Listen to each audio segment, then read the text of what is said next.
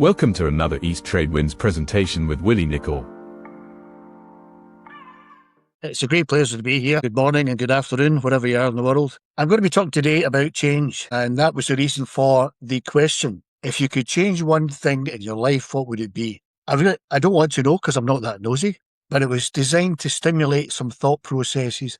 What would I change? So I like a quote, I like a good quote. So Benjamin Franklin said, and I paraphrase here, there are only two things certain in life, death and taxes. With all due respect to Mr. Franklin, there are many, many more certainties in life, one of which is uncertainty. But the one I'm going to focus on today is change. Change is inevitable. We all know that. People change, you change, circumstances change, situations change, governments change, blah, blah, blah. Change is always going to be there.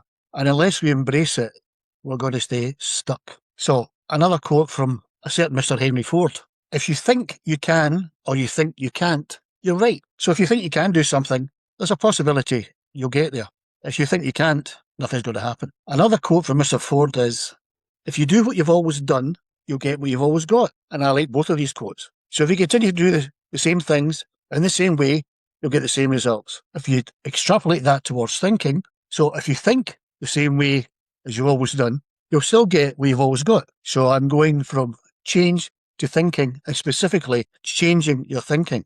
How to do that? How often do we stop and think about the way we think? Thinking about our thinking has a fancy name called metacognition. And I'm not a big fan of fancy names and psychobabble, but stop and consider, how do I think? Is the way I think serving me? Is it getting me to where I want to be? And if not, why not? And if not, what am I going to do about it? That's the $64,000 question, folks. So I'm going to jump over to something else. I'm prepared to place a small wager that you all have a mobile phone or a cell phone. A nod? Yeah. It's an electronic device. And you probably also have other electronic devices like a laptop, an iPad, a PC, whatever. And they all have one thing in common. They have an operating system. And the operating system makes the device operate, function, perform.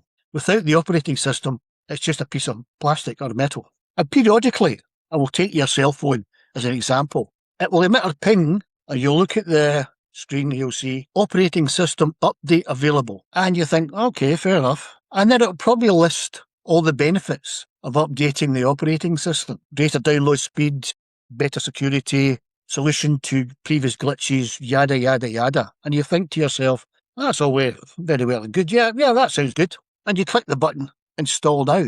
And your device, your electronic device, is now a better version of what it was before because the operating system has been updated.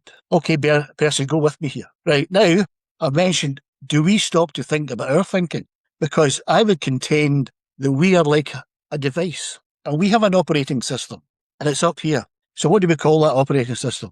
Is it your brain, your consciousness, your intuition? What is it?